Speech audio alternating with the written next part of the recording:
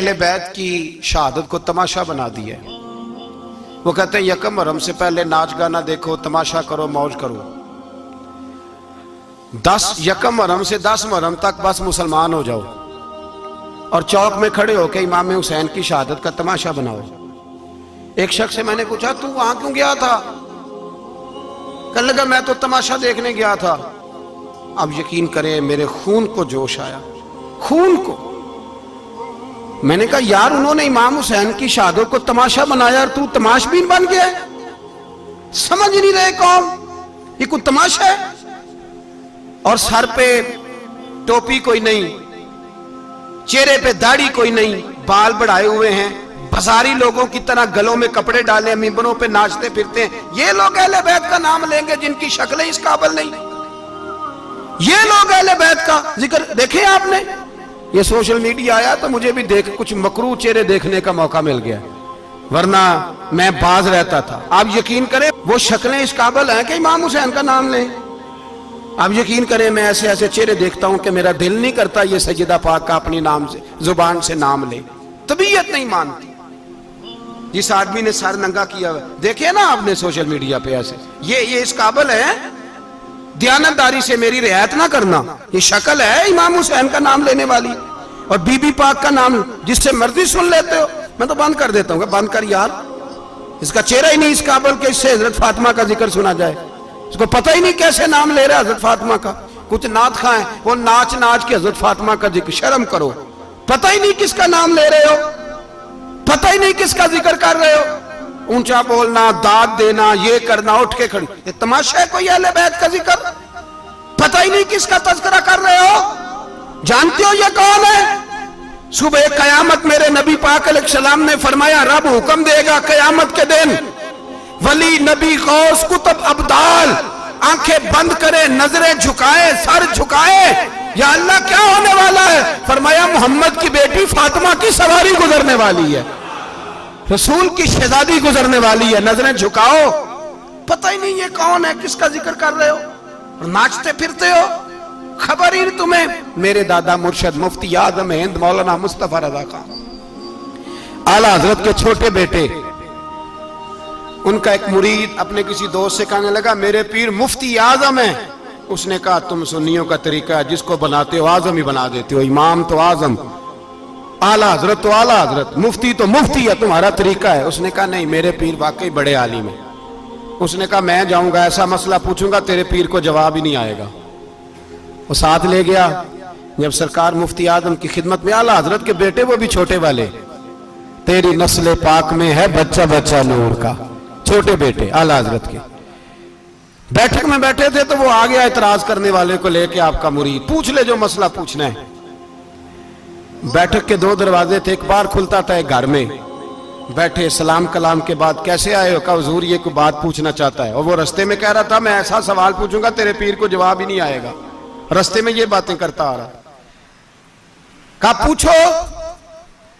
اس نے پوچھا، کہنے لگا جی بتائیے نبی پاک علیہ السلام کی 4 بیٹیوں کے نام کیا ہیں؟ تو مفتی اعظم ہند اٹھے، جو دروازہ اندر کھلتا تھا اس کمرے سے اندر چلے گئے۔ وہ اعتراض، تنقید آسان ہوتی ہے، تعمیر مشکل ہوتی ہے، اعتراض لوگ فٹافٹ کر لیتے ہیں۔ کہنے لگا تو تیرے پیر کو تو 4 بیٹیوں کے نام نہیں آتے، وہ کتاب دیکھنے چلے گئے ہیں، وہ تو دیکھ کے بتائیں گے، ان کو تو نام نہیں یاد۔ پر کیا کرے، فاضل بریلوی کا کمال ہی بڑا انوکھا ہے، یہ رضا کے نیزے کی مار ہے کہ عدو کے سینے میں غار۔ اعلیٰ حضرت کا رنگ ہی کچھ نرالا ہے۔ شہزادہ اعلیٰ حضرت واپس آئے، سر پہ امامہ ہے اور داڑھی سے پانی کے قطرے گر رہے ہیں، اور آ کے کھڑے ہوئے تو فرمانے لگے میں وضو کرنے گیا تھا، میں نے نبی پاک کی بیٹیوں کے نام کبھی بغیر وضو کے زبان سے ادا ہی نہیں کیے، میں وضو کرنے گیا تھا۔ وہ شخص کہنے لگا حضور وضو کے ساتھ؟ تو آنکھوں میں آنسو آ گئے، فرمانے لگے تمہیں کیا بتاؤں وہ کس پاک گھرانے کی شہزادیاں ہیں۔ رو پڑے، کہنے لگے میرے تو باپ کا عقیدہ ہے کہ تیری نسل پاک میں ہے بچہ بچہ نور کا، تو ہے عین نور تیرا سب گھرانہ نور کا۔ میں کیا کروں، مجبوری ہے۔ ہمارے بزرگوں نے اہل بیت کی محبت کا یہ رنگ پیش کیا ہے۔ میرے اعلیٰ حضرت رحمت اللہ علیہ اب موضوع نہیں تھا, بات کہیں اور نکل جائے گی, عنوان بھی بیان کرنا ہے. پالکی میں بٹھا کے لے جایا جا رہا تھا, ڈولی ہوتی تھی, پالکی میں بٹھایا جاتا تھا علماء کو, جس طرح بچیاں ڈولی میں بٹھا کے, تو ہندوستان میں ایک رواج رہا کہ علماء کو لوگ پالکی میں بٹھا کے کندھوں پہ اٹھاتے تھے, 4 مزدور وہ ڈولی پالکی اٹھایا کرتے تھے. اعلیٰ حضرت کو بھی اٹھا کے لے جایا جا رہا ہے. فاضل بریلوی نے فرمایا رکھ دو نیچے.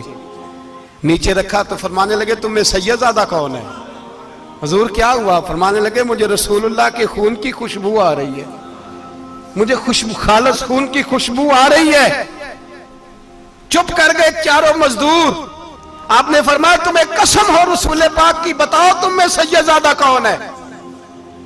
تو ایک کمزور شخص اٹھا کہنے لگا حضور مزدور سے مزدوری لینی چاہیے, ذات برادری نہیں پوچھنی چاہیے. اعلیٰ حضرت نے فرمایا شاہ جی یہ آپ نے کیا کیا, مجھے ہی کندھوں پہ اٹھا لیا. لاکھوں لوگوں کا پیر اور ہزاروں مشائخ اور علماء کی آنکھوں کی ٹھنڈک, بریلی کے امام جن کا قلم اٹھے تو وقت کے بڑے بڑے سورما گردنیں جھکا دے. اعلیٰ حضرت رحمت اللہ تعالی علیہ پہلے تو اپنی پگڑی اٹھا کے پیروں میں بچھائی, کہنے لگے تیرے نانے کے نام پہ کھایا ہے, تیرے ہی کندھوں پہ چڑھ گیا ہوں, واسطہ مصطفیٰ کا مجھے معاف کرو. تو شہزادے نے پگڑی اٹھائی, کہا اعلیٰ حضرت ایسے تو نہ کیجیے. فرمایا نہیں ابھی میرا دل راضی نہیں ہوا. پھر اس شہزادے کو اعلیٰ حضرت رحمت اللہ علیہ نے پالکی میں بٹھایا. شہزادہ سید زادہ مزدور ہے, بظاہر پڑھا لکھا نہیں, غریب ہے, ان کو پالکی میں بٹھایا اور فرمایا ایک طرف سے میں اٹھاؤں گا, ایک طرف سے میرا بیٹا حجت الاسلام حامد رضا اٹھائے گا, ایک طرف سے ملک العلماء مولانا ظفر الدین بہاری بخاری کی شرح لکھنے والا اٹھائے گا, ایک طرف سے فقہ حنفی کا انسائیکلوپیڈیا بحر شریعت لکھنے والا مفتی صدر الشریعہ مولانا امجد علی اعظمی اٹھائیں گے.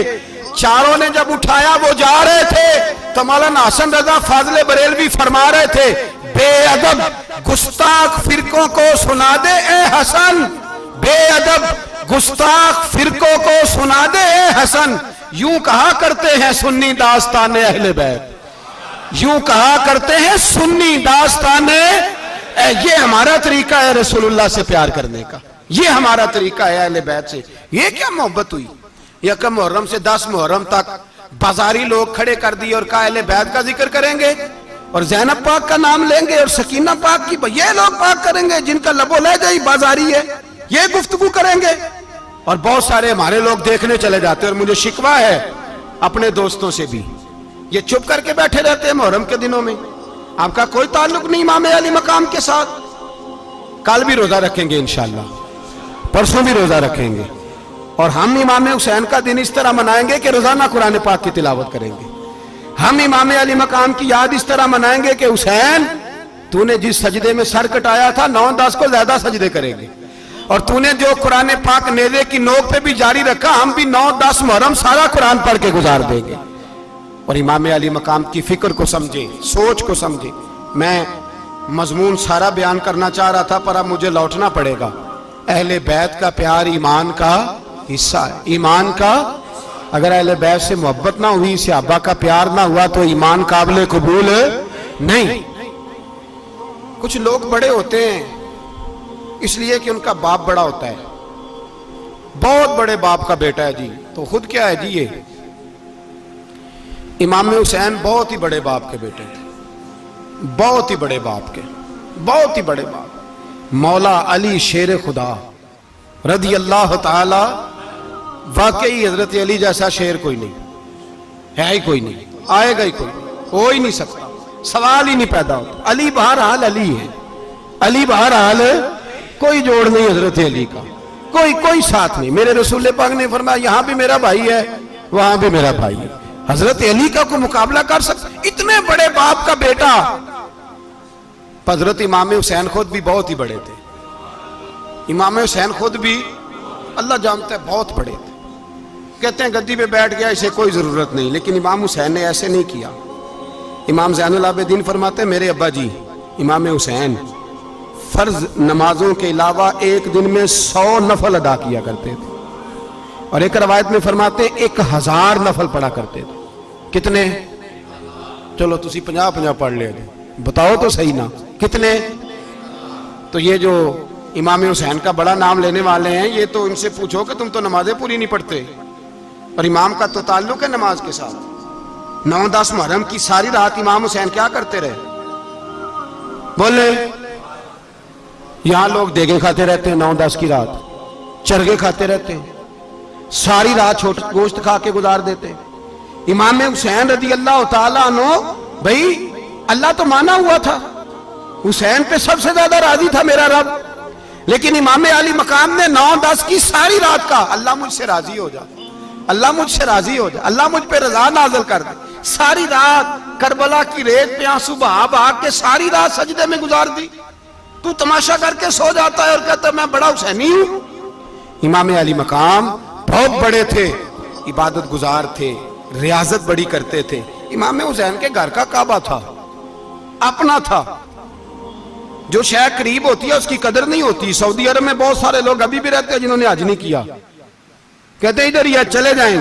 ہمارے بہت سارے پاکستانی جن کی ڈیوٹیاں مکے میں لگ گئی ہیں, وہ کبھی ہمیں وہاں ملنے آئے تو ہم کہتے ہیں جناب آپ آتے نہیں, کہتے ہیں آتے ہیں کبھی کبھی. ان کو حرم شریف کی وہ قدر. لیکن امام حسین علی مقام کا کردار یہ تھا کہ مدینے سے, دونوں بھائی مدینے سے پیدل جایا کرتے تھے مکے کا حج کرنے. کس طرح؟ انہوں نے یہ نہیں کہا ہمیں ریاضت کی ضرورت نہیں, عبادت کی ضرورت نہیں, ہم تو حضور کا خون ہے, بخشے بخشائیں. پیدل مدینے سے دونوں شہزادے, اور اس طرح پیدل جاتے تھے. ایک دفعہ نہیں, 2 دفعہ نہیں, 25 حج دونوں نے پیدل مکے جا کے ادا فرمایا. 25 حج. تجھے کبھی توفیق ہی نہیں ہوئی؟ تو جہاز پہ جانا بھی پسند نہیں کرتا, تو خیال ہی نہیں کرتا کہ کتنی قدر ہے اللہ کے گھر کی. 25 حج. اور سخاوت کا یہ حال تھا, سخاوت کا, کہ امام زین العابدین فرماتے 1,00,000 دینار سویرے آیا. کتنا؟ سمجھ لیں اربوں خربوں روپے آج کے حساب سے, 1,00,000 دینار. اور فرماتے ہیں فاطمہ کے لال دروازے پہ بیٹھ گئے پیسے لے کے, اور لوگوں کو بلا بلا کے نظر دی. فرمایا تھوڑے سے لے جاؤ, تھوڑے سے لے جاؤ, تھوڑے سے لے جاؤ, تھوڑے سے. فرماتے ہیں زور تک امام حسین نے لاکھوں بانٹ دیے. اٹھ کے اندر آئے تو میں نے کہا ابا جی کو 1 دینار بچا لیتے. آپ جب بازو اٹھاتے ہیں تو آپ کے کرتے پہ 17 پیبند لگے ہوئے ہیں, ایک کرتا ہی نیا لے لیتے.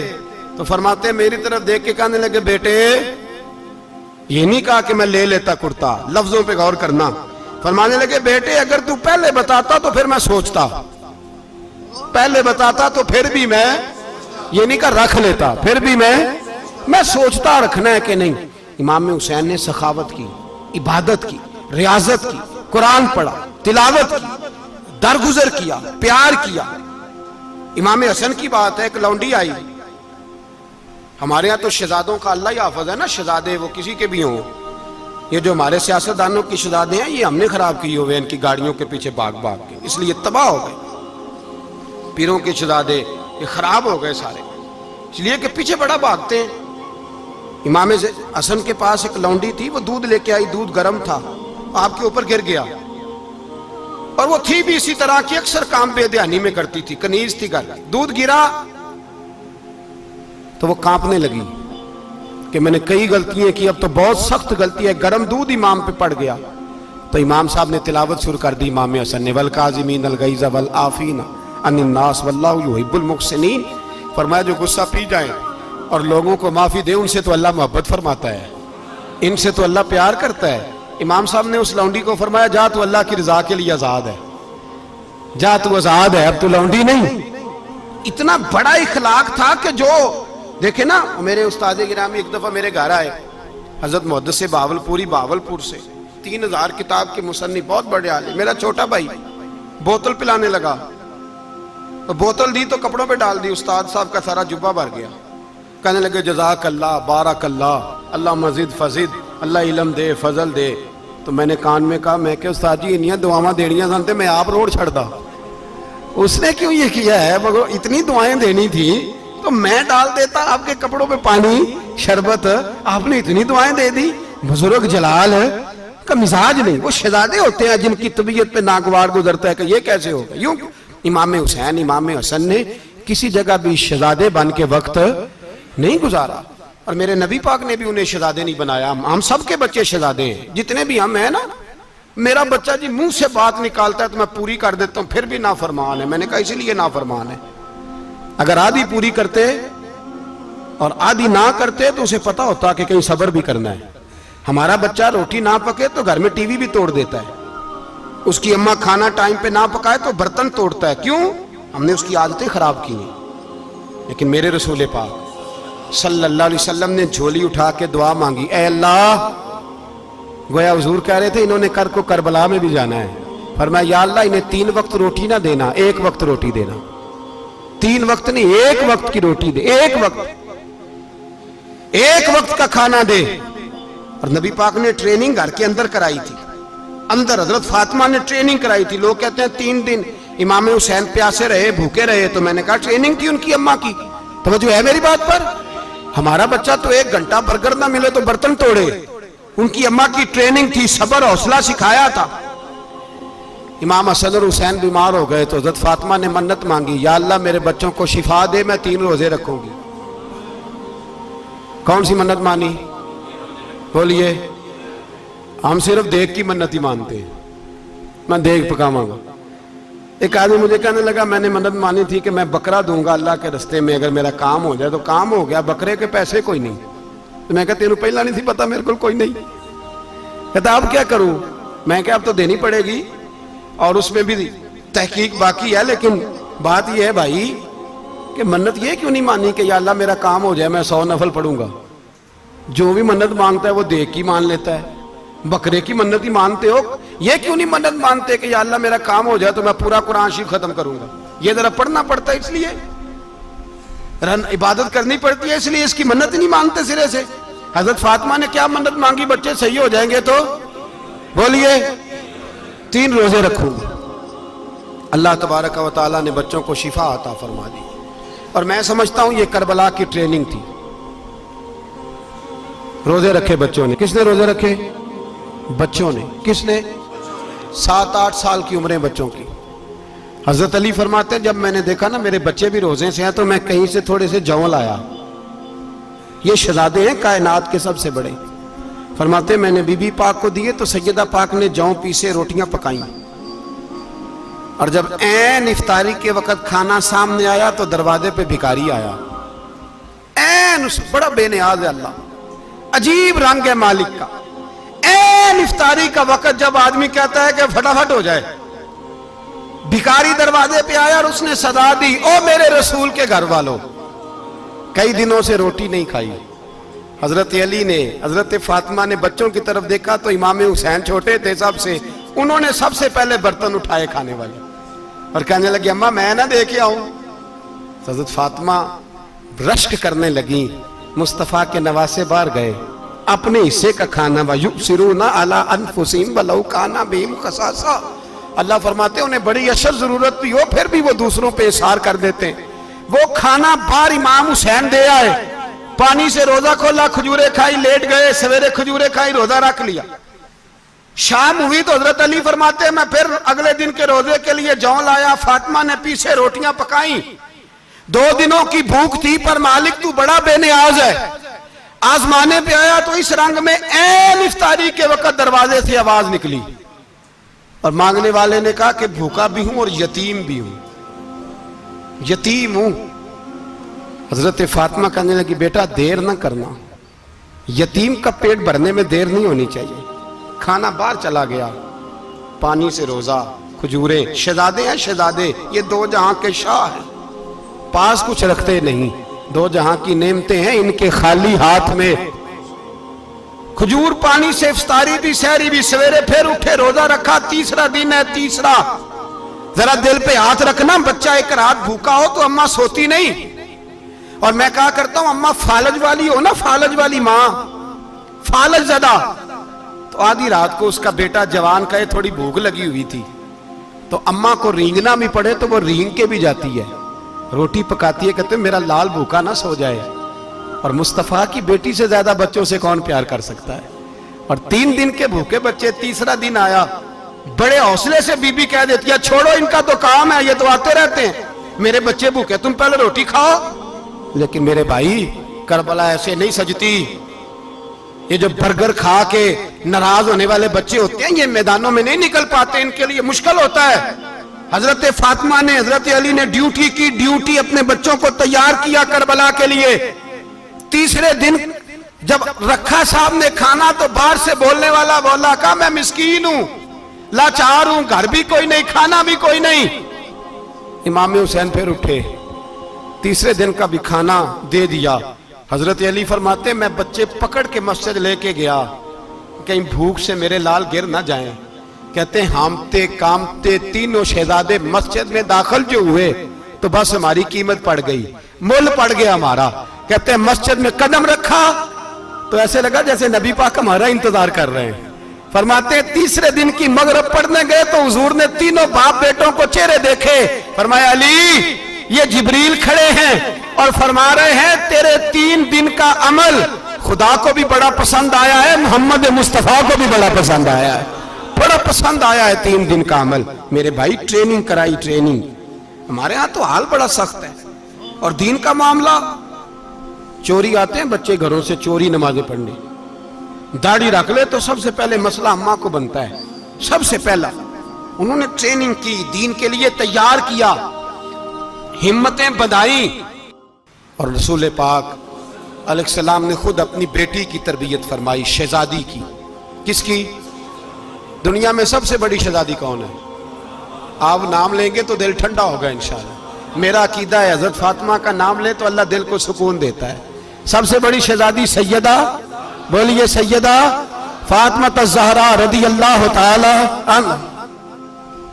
حضرت علی فرماتے ہیں حضور بڑا پیار کرتے تھے حضرت فاطمہ سے، جب سفر پہ جاتے تو سب سے آخر میں حضرت فاطمہ سے ملتے، واپس آتے تو سب سے پہلے حضرت فاطمہ سے ملتے۔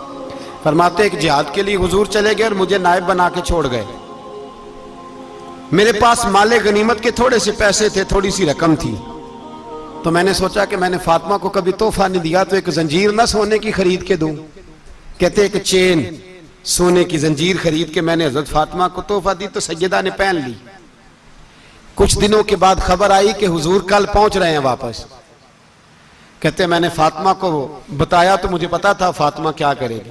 سیدہ نے سارا گھر صاف کیا، ساری تیاریاں کی، کھانے چنے، جو اس وقت ماحول تھا ہر لحاظ سے حضور کی آمد کا انتظار کیا، اور سویرے سے ہی حضرت فاطمہ بیٹھ گئی۔ سویرے سے حضور کئی دنوں کے بعد آ رہے ہیں، کمال ہو گئی۔ فرماتے ہیں جب محبوب تشریف لائے نا، پہلا قدم نبی پاک نے حضرت فاطمہ کے گھر کے اندر رکھا، السلام علیکم کہا، اور شیر خدا فرماتے جناب فاطمہ کو دیکھا اور نبی پاک واپس پلٹ گئے۔ کہتے میں نہیں تھا گھر میں واپس آیا، بی بی صاحبہ نے بتایا اور میں نے دیکھا کہ فاطمہ اس طرح روتی ہے کہ میں نے ایسا روتے کبھی دیکھا ہی نہیں۔ فاطمہ ہوا کیا کا پتہ کرو۔ حضور چلے گئے، پر بغیر ملے ہی چلے گئے۔ کہتی ہے میں مسجد گیا، میں نے کہا ایسا کیا ہو گیا کہ اتنا محبوب بغیر ملے رخصت ہو گئے؟ میں مسجد گیا اور جا کر کے میں نے دیکھا تو نبی پاک کی مسجد کے کونے میں بیٹھے۔ میں قریب بیٹھا، میں نے کہا یا رسول اللہ فاطمہ بڑا رو رہی ہے، کیا ہوا؟ کہتے نبی پاک کی آنکھوں میں بھی آنسو آ گئے، حضور بھی روئے۔ پتہ ہے نبی پاک نے کیا فرمایا؟ یہ تربیت ہے، اس طرح کربلا سجتی ہے۔ رسول پاک علیہ الصلوۃ والسلام نے فرمایا وہ میری بیٹی ہو کے سونا پہنتی ہے، ہر عورت کے لیے جائز ہے، کئی کلو بھی پہن لے تو شریعت منع نہیں کرتی۔ حضور نے فرمایا میری بیٹی ہو کے سونا پہنتی ہے، اگر فاطمہ بھی سونا پہنے گی تو امت کی غریب بیٹیاں کس کے طریقے پہ چلیں گی؟ غریب بیٹیاں کس کے طریقے؟ جو باپ مجبور ہو کے 12 بندوں کے ساتھ بیٹی کو رخصت کرے گا وہ کہہ تو سکے گا نا میں اس طرح شادی کر رہا ہوں جس طرح مصطفیٰ نے فاطمہ کی تھی، وہ کہہ تو سکے گا نا، لیکن اگر یہ بھی سونے پہنے گی تو پھر نقشے قدم کیسے متعین ہوں گے؟ حضرت شیر خدا واپس آئے، کہا فاطمہ یہ تیری چین رسول پاک کو پسند نہیں آئی۔ بھائی یہ حقیقتیں سمجھو، جب بچوں کے ماحول کے اندر یہ رنگ، کیسے بیٹیاں سسرال میں جا کے گزارا کریں گی جب تو جان ہی نہیں چھوڑ رہا، جب تو ان کو طریقہ سلیقہ سکھائے نہیں رہا؟ اللہ ماشاءاللہ کثرت کے ساتھ ماں باپ کی غلط بریفنگ ہوتی ہے، جو ہستا بستا گھر خراب ہوتا ہے، اور بچے کے ماں باپ بھی تکلیف میں ہوتے ہیں، اس لیے کہ بچہ تکلیف میں ہوتا ہے۔ خدا را ان بچیوں کے ساتھ وہ معاملہ کریں کہ یہ اپنے گھر جا کے اگر کچھ مشکل بھی دیکھنی پڑے تو وقت گزار سکے.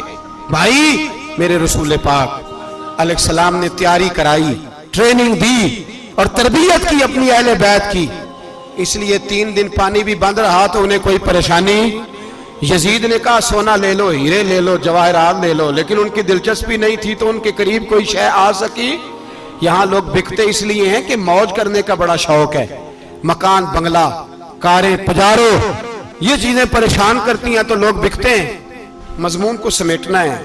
میں 3-4 موضوع آج بیان کرنا چاہتا تھا لیکن باتیں بس پھسل کے دائیں بائیں نکل جاتی ہیں. جو بدر کی جنگ تھی نا وہ کفر اسلام کی جنگ تھی. احد کی جنگ بول کے بتائیں. خیبر کی، خندق، کربلا نہیں، حق و باطل کی. کون سی بولیں؟ نہیں، ایک دفعہ سارے بولیں آپ کو ثواب ہوگا، کیونکہ امام حسین کو آپ حق پہ کہیں گے تو اللہ آپ کو اجر دے گا. کون سی جنگ تھی؟ ہمارے حکمران پتہ کیا کہتے ہیں مولوی ہر وقت ہمارے پیچھے پڑے رہتے ہیں، ہم نہیں مسلمان، ہم نہیں نماز پڑھتے، تمہیں تو سورۃ اخلاص نہیں آتی. یزید تو جمعہ پڑھایا کرتا تھا، تو جمعے کو خطبہ دیتا تھا. اور عجیب لفظ لکھے ہیں بعض تاریخ لکھنے والوں نے کہ جمعے کا دن تھا تو امام حسین 10 محرم نا جمعے والے دن تھی، تو امام حسین کربلا میں باہر نکلے تو آپ نے فرمایا اتمام حجت کر دوں، کوئی یہ نہ سمجھے کہ مجھے تو پتہ ہی نہیں چلا غلطی سے تیر لگ گیا امام حسین کو. آپ نے فرمایا مجھے بتاؤ تو صحیح مجھے کیوں شہید کر رہے ہو؟ کوئی نہ بتا سکا. تو امام حسین نے فرمایا مجھے کیا ضرورت تھی مدینہ چھوڑ کے مسجد نبوی چھوڑ کے آتا، میں تو اس لیے آیا ہوں کہ جس کو تم نے حکمران بنایا وہ شرابی ہے. کون ہے؟ وہ رنڈیوں کا ناچ دیکھتا ہے، مجرے دیکھتا ہے، مجرے. وہ اللہ کے حلال کو حرام اور حرام کو حلال کہتا ہے، لہذا مسلمانوں کا حکمران بننے کے قابل ہے یہ امام. اور یہ میں آپ کو ایک نہیں، میں 20 تاریخوں میں دکھاؤں گا کہ یہی خطبہ امام حسین کا کہ تم نے اللہ کے حلال کو حرام، حرام کو حلال کہا، شراب، زنا، جوا، بدکاری عام کر دی، لہذا یزید مسلمانوں کا حکمران بننے کا اہل. امام حسین خطبہ دے رہے ہیں تو یزید کی فوج سے نا لشکر آوازیں دینے لگا. کیا بلا؟ کہنے لگے حسین جلدی کرو، یا بیعت کرو یا جنگ کرو، دیر نہ کرو، ہمارا جمعہ لیٹ ہو رہا ہے. بلے ہو نمازیو، ہمارا جمعہ لیٹ ہو رہا ہے. جمعہ حسین کو شہید کریں گے، گردن کاٹیں گے، پھر جمعہ پڑھیں گے، نماز پڑھیں گے اور نماز میں کہیں گے اللہم صلی علی محمد وعلا. یہ نمازی ہیں. اہل بیت کی گردن پہ چھری چلائیں گے، پھر نماز پڑھیں گے اور کہیں گے اللہم صلی علی محمد وعلا. بلے ہو نمازیو. علامہ ہزاروی کہا کرتے تھے بلے ہو نمازیو. کیسے نمازیو کہ اہل بیت کی گردن پہ چھری اور ساتھ ہی اللہم صلی علی محمد وعلا؟ یہ کیسے نمازی ہو؟ یہ آج پوری دنیا کا حکمران اللہ ماشاءاللہ اسی طرح کا نمازی ہے. وہ کہتا میری فوٹو دیکھی نہیں، میں نے عید پڑھی ہے مسجد میں، دیکھا نہیں فوٹو لگی ہوئی تھی، میں نے بھی عید پڑھی ہے، جمعہ پڑھا نہیں میں نے. میرا بھی ابا فوت ہو جائے تو جنازہ پڑھتا ہوں، مولوی مجھے مسلمان کیوں نہیں مانتا؟ میں نے کہا یزید کو کیوں نہیں امام حسین نے مسلمان مانا؟ وہ تو دمشق کی جامع مسجد کا خطیب تھا. امام حسین نے سبق دیا ہے، سبق کہ زانی شرابی کو حکمران بنایا جا سکتا. پر میں کیا کروں، کلیجہ پھٹتا ہے، روح کانپتی ہے، دل تڑپتا ہے. مجھے ایسے لگتا ہے کہ جب میری ملت کا جوان اپنے موبائل پہ مجرا دیکھتا ہے نا، گندا مجرا، تو مجھے لگتا ہے 6 مہینے کا حضرت علی اصغر کا مزار کانپنے لگتا ہے کہ یا اللہ جس کام کے خلاف میں نے 6 مہینے کی جان قربان کی، میرے ماننے والے وہ کام کر رہے ہیں، میرے ماننے والے. اور جب مہندی کی رسم پہ شراب کی بوتلیں چلتی ہیں اور حاجی صاحب کہتے ہیں مجھے نہیں پتا منڈے کنڈے کیا کر رہے تھے، تو مجھے لگتا ہے حضرت عباس کے کٹے ہوئے بازوؤں میں پھر سے درد شروع ہو جاتا ہے.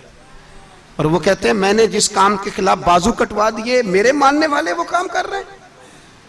اور جب بدکاروں بے حیاؤں کے نعرے لگاتی ہے قوم تو پھر جنگل سے صدا آتی ہے امام حسین کی.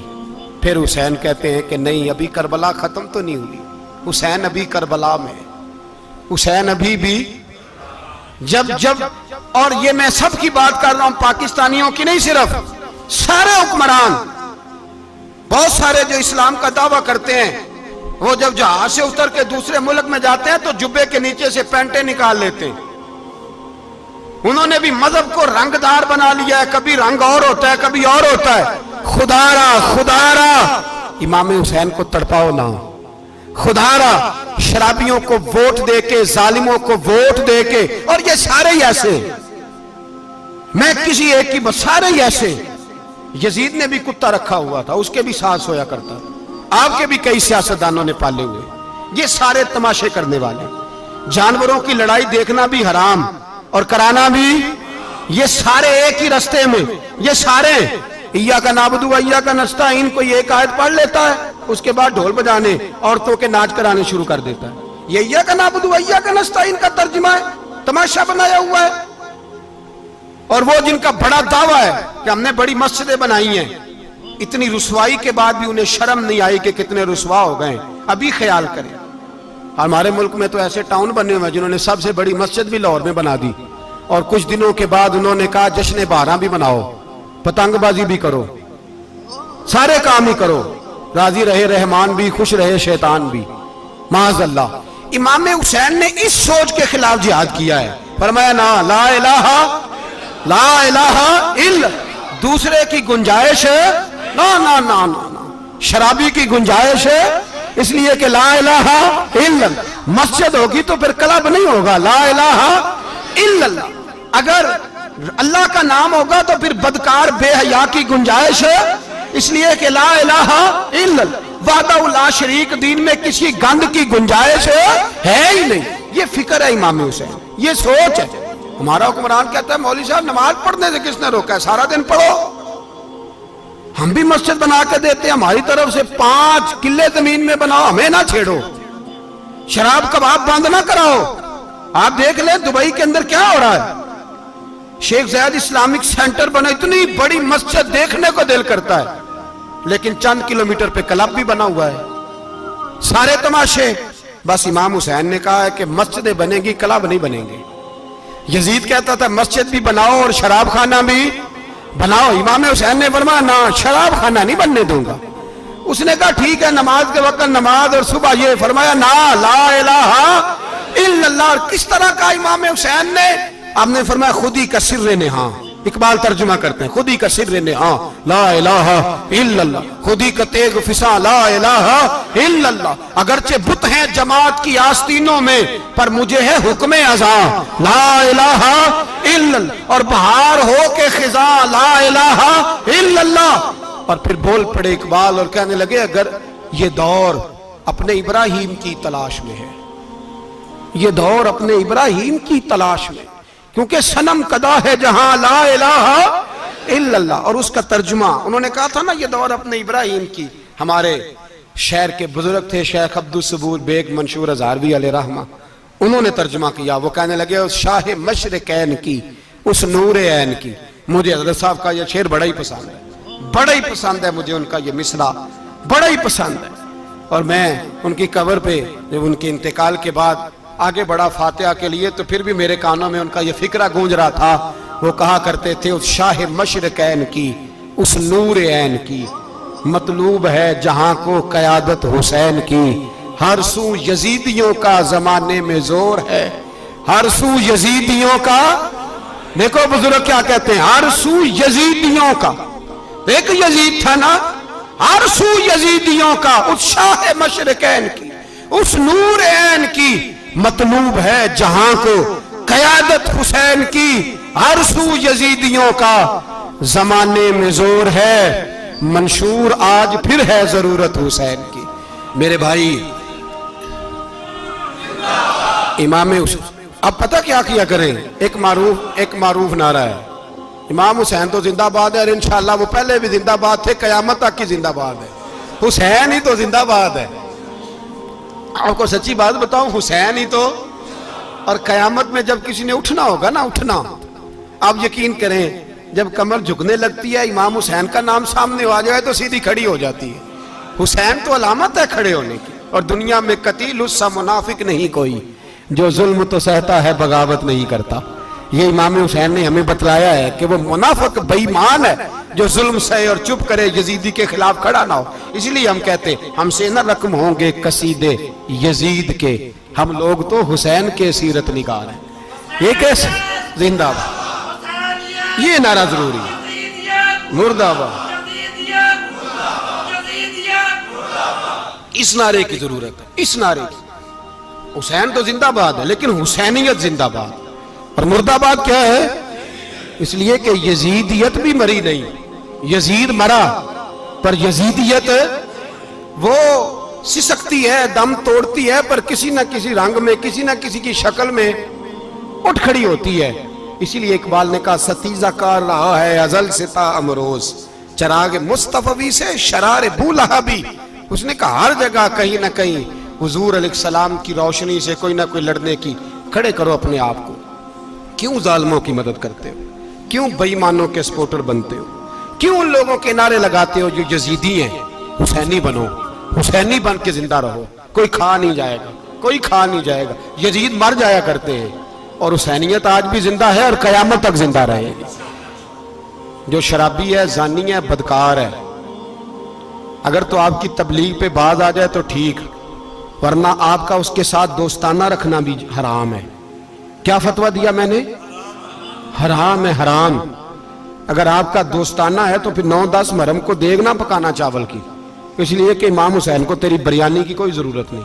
تیری باسمتی اور چھوٹا گوشت سنبھال کے رکھنا گھر میں، کوئی حاجت نہیں. اگر شرابی، کبابی، زانی، بدکار سے دوستانہ ہے، اگر محلے کے غریبوں کو گالی دینے والوں کے ساتھ تیری دوستی ہے تو پھر 10 محرم کو چاول کی دیگ بالکل نہ پکانا. اس لیے کہ یہ کوئی تماشا نہیں کہ دوستی قاتل سے بھی مقتول سے یارانہ بھی. کوئی مطلب نہیں اس بات کا. امام حسین کو ماننا تو پھر ڈٹ کے مانو. مظلوموں کے ساتھ کھڑے ہو جاؤ، غریبوں کے ساتھ کھڑے ہو جاؤ. برما کی بات کرو، برما کے مسلمان کی بات کرو، فلسطین، کشمیر، ان سب کے حق میں مسلمان اس وقت کھڑے ہوں گے جب سوچ حسینی ہو جائے گی، جب نظریہ حسینی ہوگا پھر کھڑے ہوں گے. 10 محرم ضائع نہیں کریں. اہل سنت کی علماء جہاں جہاں قرآن و سنت کی روشنی میں امام حسین کی بات کریں، جہاں جہاں بھی کریں، وہاں جا کے شریک ہو. ہم بھی ہر سال بیٹھتے ہیں امام حسین کی یاد منانے، اور اس طرح بیٹھتے ہیں کہ حسین ہمارا ہے، حسین ہے. اور انسان کو بیدار تو ہو لینے دو، ہر شخص پکارے گا ہمارے ہیں حسین.